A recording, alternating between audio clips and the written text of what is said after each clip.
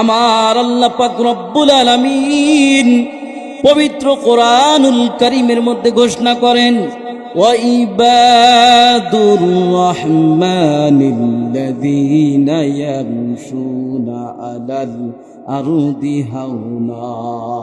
আল্লাহু আকবার। আমার আল্লাহ রব্বুল আলামিন বলেন, রহমানের গোলাম যারা জমিনের মধ্যে নম্রভাবে চলাফেরা করবে, তারা অহংকারী মাতাব্বরি তাকাব্বরি করবে না। তারা চিৎকার মরে বলি সুবহানাল্লাহ। যারা নাকি নিজেকে রাসূলের উম্মত হিসাবে দাবি করে, তাদের উচিত আল্লাহর এই জমিনে নম্র হয়ে চলাফেরা করবে। কিন্তু বর্তমান সমাজে দেখা যায়, যাদের একটু টাকা বেশি আছে, যাদের একটু পাওয়ার বেশি আছে, তাদের অহংকারের ঠেলায় থাকা যায় না। কথা বলেন ঠিক কিনা? নাস্তিকের ওই আড্ডাখানা ঘেরাও করো রে, নাস্তিকের ওই আড্ডাখানা ঘেরাও করো রে, একটা একটা নাস্তিক ধরে ছাঁটাই করো রে। ভণ্ডদের ওই আস্থানা ঘেরাও করো রে, একটা একটা ভণ্ড ধরে ছাঁটাই করো রে। সোনার বাংলায় চলছে আজি নাস্তিকদের মহড়া, ওদের খতম করতে এবার সজাগ হও তোমরা। কথা ঠিক কিনা?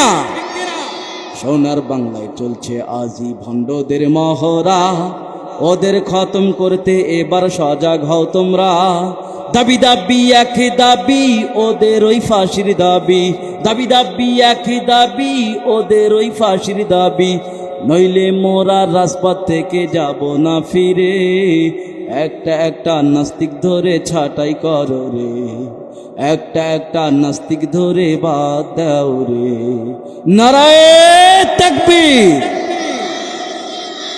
প্রিয় ভাইয়ের আমার, যে কথাটি বলতেছিলাম, যারা নাকি নিজেকে আল্লাহর গোলাম হিসাবে দাবি করবে, আল্লাহর জমিনে তারা অহংকার করবে না।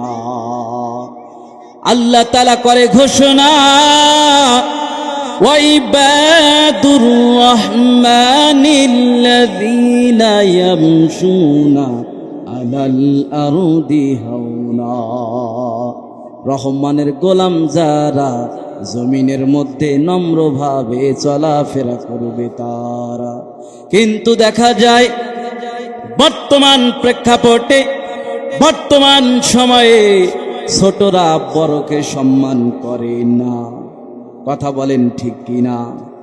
আলেম ওলামাদেরকে তাজিম করে না, বড়রা ছোটকে স্নেহ করে না। আজকে আমরা এই সব কিছু নিয়ম কানুন ভুলে গেছি। তার একটাই কারণ, আমাদের মনের মধ্যে অহংকারে ভরা। আমি ইমাম সাহেব, আমি যদি মুক্তাদিকে সালাম দেই, এইটা আবার হইল, মুক্তাদি আমাকে সালাম দিবে। কথা ঠিক কিনা? আমি চেয়ারম্যান সাহেব, আমি যদি আমার এলাকার জনগণকে সালাম দেই, তাহলে কি আমার চেয়ারম্যানই থাকলো? তাহলে আমার চেয়ারম্যান হিসাবে কি দাম রইল? আমি তো চেয়ারম্যান, রাস্তা দিয়ে বাইরে হইলে লোকে আমাকে সালাম দিবে। কথা বলেন ঠিক কিনা? আল্লাহর পয়গম্বর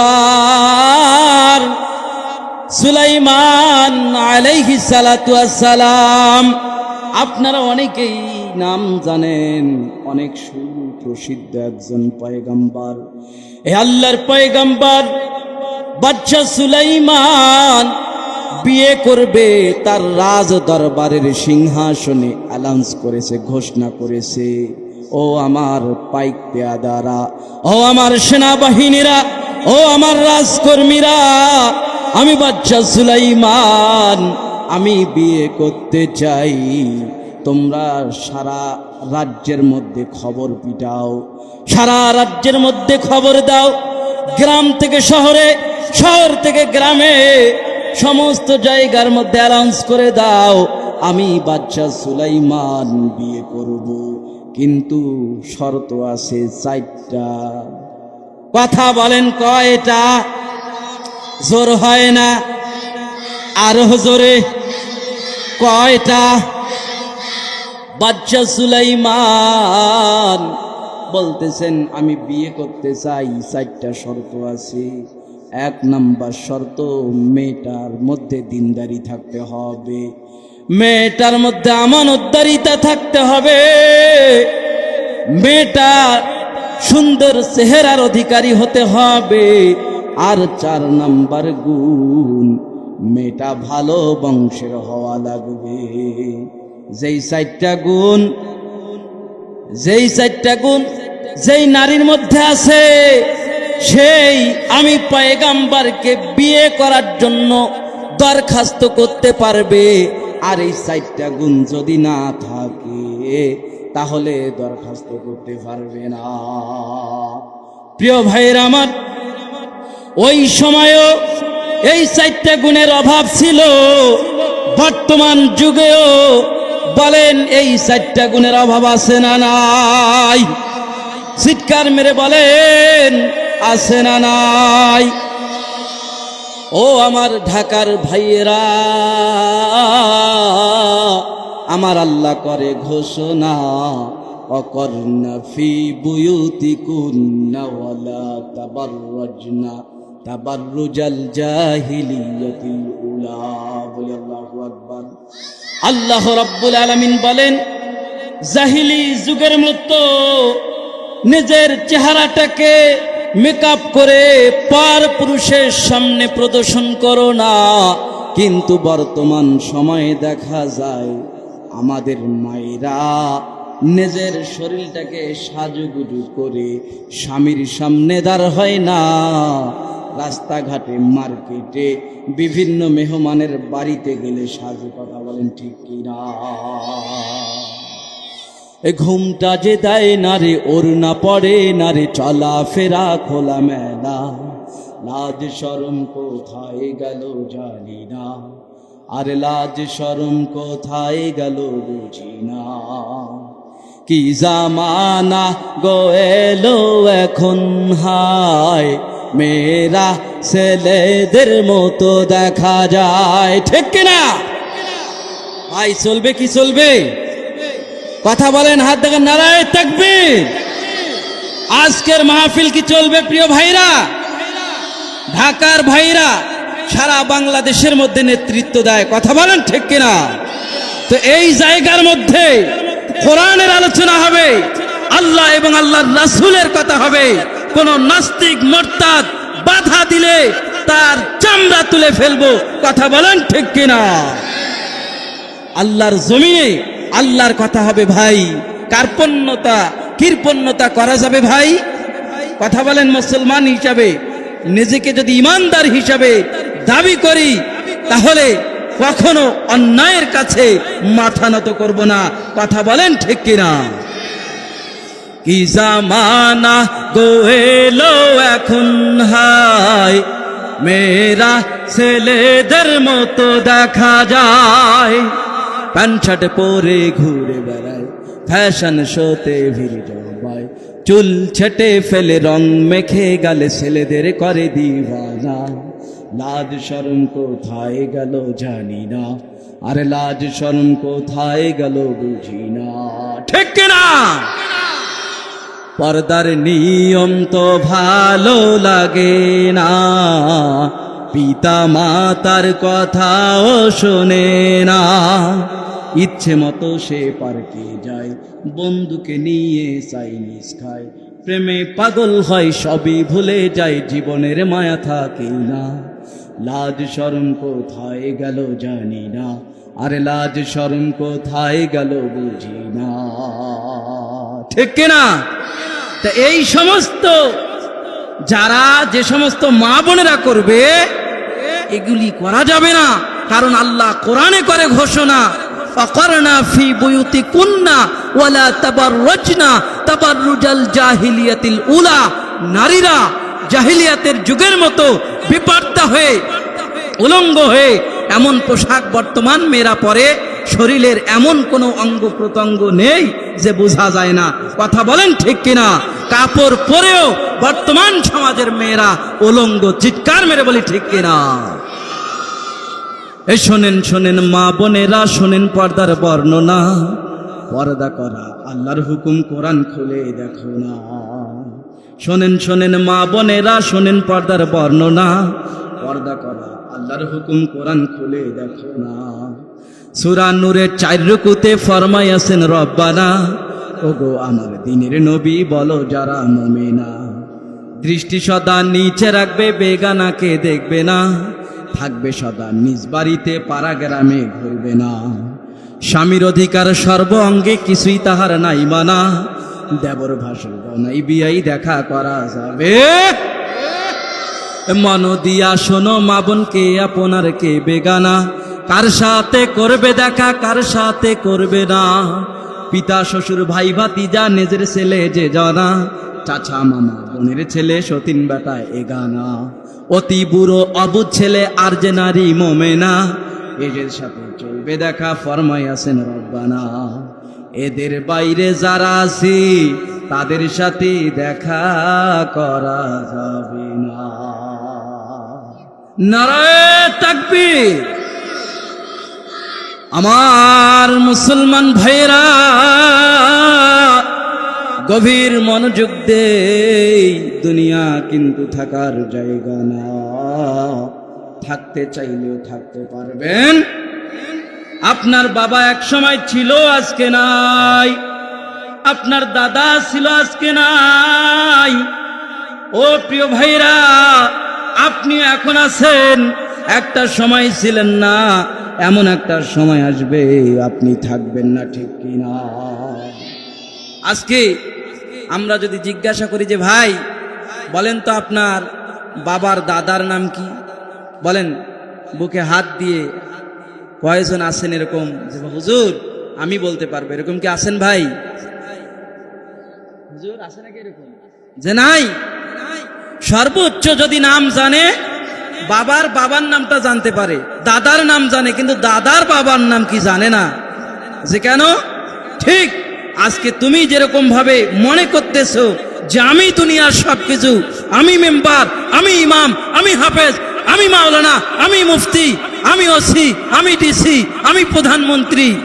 ও প্রধানমন্ত্রী, তোমার প্রধানমন্ত্রীগিরি একদিন থাকবে না।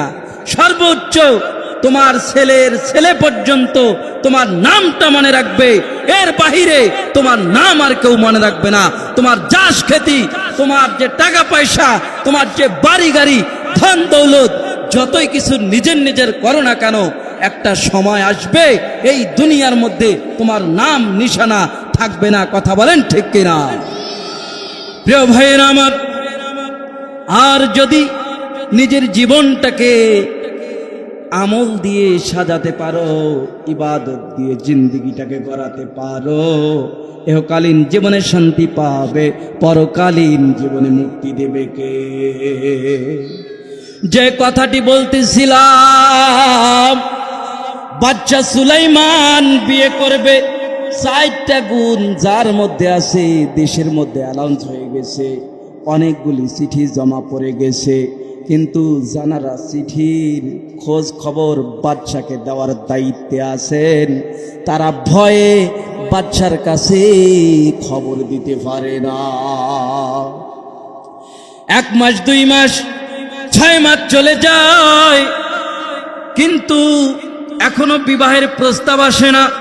বাচ্চা সুলাইমান আবার রাজ সিংহাসনে বসে বলতেছে, কি খবর আমার রাজ দরবারের কর্মীরা, আমি বাদশাহ বিয়ে করতে চাইলাম, তোমরা কি অ্যানাউন্স করো নাই, ঘোষণা করো নাই?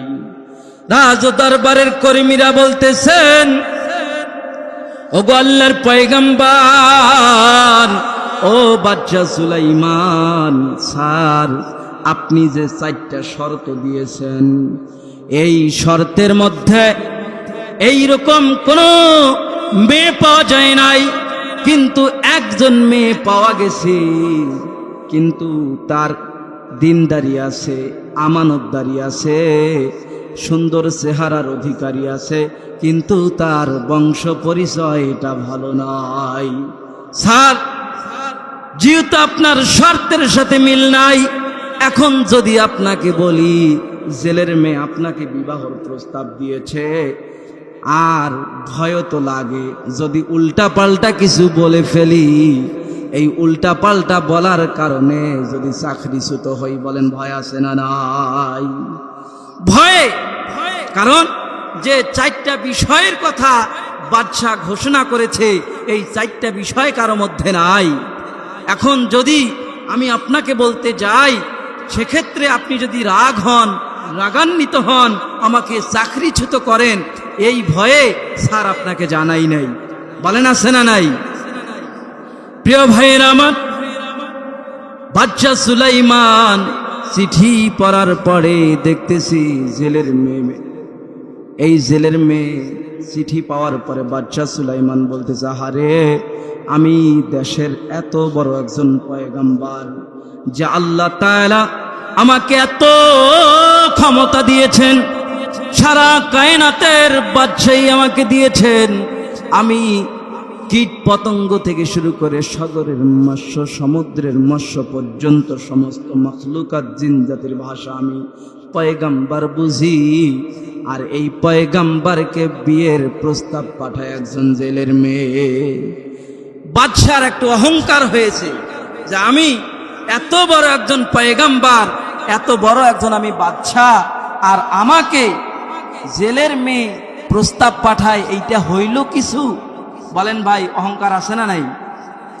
আমার আল্লাহ তাআলা বুঝতে পেরেছেন যে পয়গম্বর মনের মধ্যে একটু কি জানি রকম অহংকার করে কথাটা বলেছে, কিন্তু আমার আল্লাহ তাআলা তো পয়গম্বরদের গোনা রাখবেন না, তাদেরকে নিষ্পাপ মাসুম করে আল্লাহর কাছে নিয়ে যাবেন। এই জন্য পয়গম্বরের এই রকম কথা বলার কারণে আল্লাহ রাব্বুল আলামিন বাদশাহ সুলাইমানের পরীক্ষার ব্যবস্থা করলেন। মনের মধ্যে শুধু এতটুকু এসেছে যে আমি এত বড় পয়গম্বর, আর আমাকে বিয়ে করতে চায় একজন জেলের মেয়ে।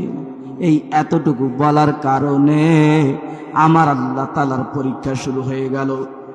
আল্লাহ রাব্বুল আলামিন বাদশাহ সুলাইমান আলাইহিস সালাতু ওয়াস সালামকে মুজিজা দিয়েছিলেন। তার হাতের মধ্যে এরকম আংটি ছিল। কথা বলেন ভাই, কি ছিল? আংটি ছিল। এই আংটিটা যখন বাদশাহ সুলাইমান পরে, তখন সমস্ত জিনজাত, সমস্ত মাখলুকাতের ভাষা বোঝে এবং সমস্ত মাখলুকাত তার অধীনস্থ থাকে। প্রিয় ভাইরা আমার, এই মুজিজার আংটিটা আমার আল্লাহ রাব্বুল আলামিন বাদশাহ সুলাইমানকে বলতেছে, বাদশাহ, যখন তুমি ইস্তানজার কাজে যাবে, প্রস্রাব পায়খানা করবে, তখন এই আংটি পরিধান করে প্রস্রাবখানা পায়খানা করা যাবে না। আল্লাহ করেছে ঘোষণা, যখন প্রস্রাব করতে যাবে, যখন বাথরুমের কাজ সারতে যাবে, তার বিশ্বাস্ত খাদেমার কাছে বাদশাহ সুলাইমান আংটি রেখে তারপরে ইস্তানজার কাজ সারে। আর দেশের মধ্যে এত সুন্দরভাবে দেশ পরিচালনা দেখে, বাদশাহ সুলাইমানের সম্মান আর ইজ্জত দেখে, এদিকে একজন জিন্নাত, তার নাম হচ্ছে সখরা।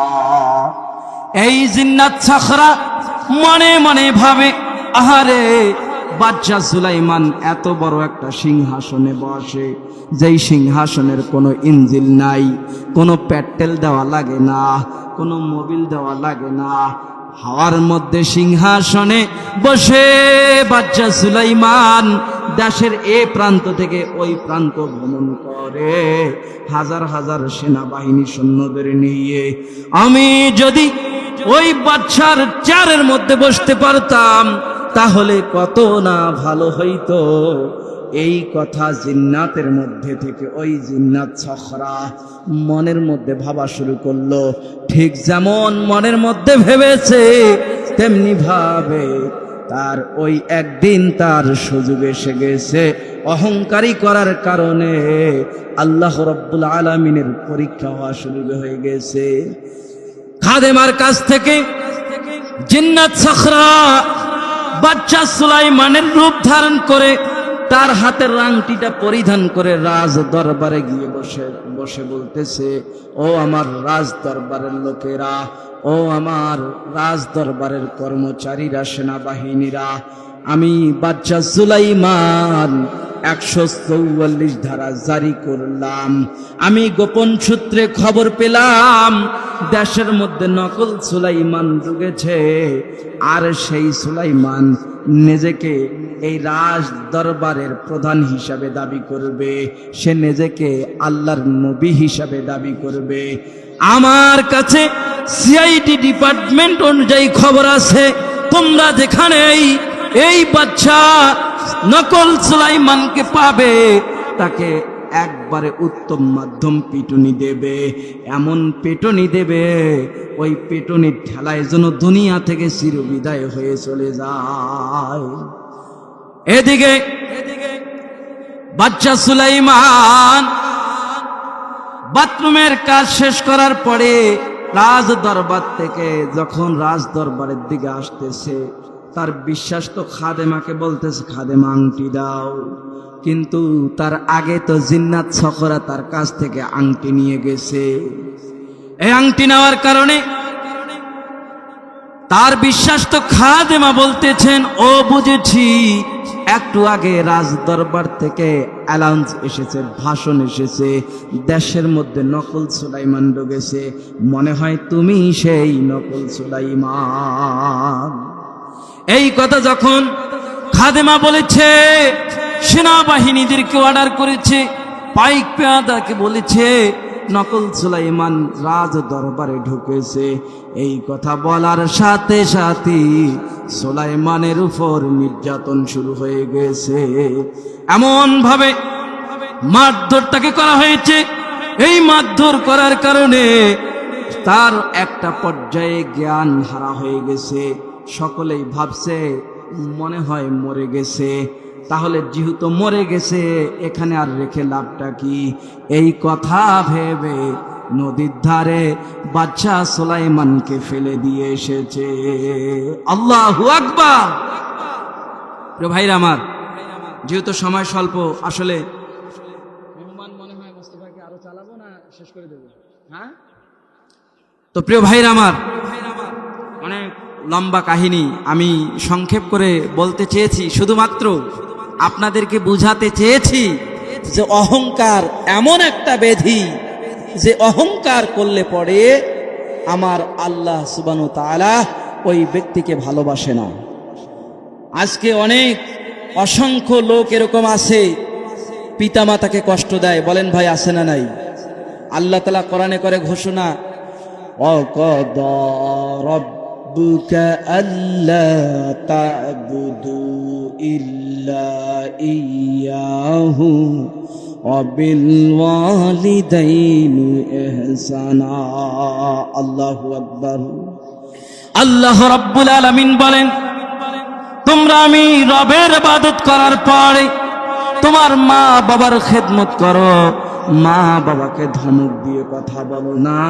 ওয়াকুল্লাহুমা কাওলান কারীমা, তুমি তোমার মা বাবাকে সম্মানজনক কথা বলো।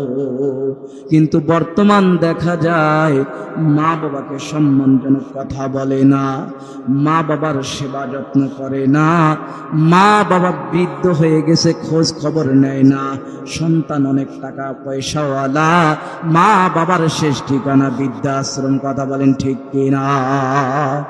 কেমনে ভুলবো মায়ের কথা, কেমনে ভুলবো মায়ের কথা, করলে বিয়ে পাস, মা যে আমায় রেখেছেন গর্ভে দীর্ঘ কয়েক মাস ভাই, মা যে আমায় রেখেছেন গর্ভে দীর্ঘ কয়েক মাস। শ্বশুর বাড়ি যাও গো তুমি ভাই, কমলা আপেল সাথে, একটি আপেল দাওনি কোনদিন দুঃখিনী মায়ের হাতে ভাই, একটি আপেল দাও। শাশুড়ি ওই চাইলো টাকা, খুলছো টাকার নোট। মায়ের হাতে দাওনি কোনোদিন 10টি টাকার নোট ভাই, মায়ের হাতে দাওনি কোনোদিন 10টি টাকার নোট।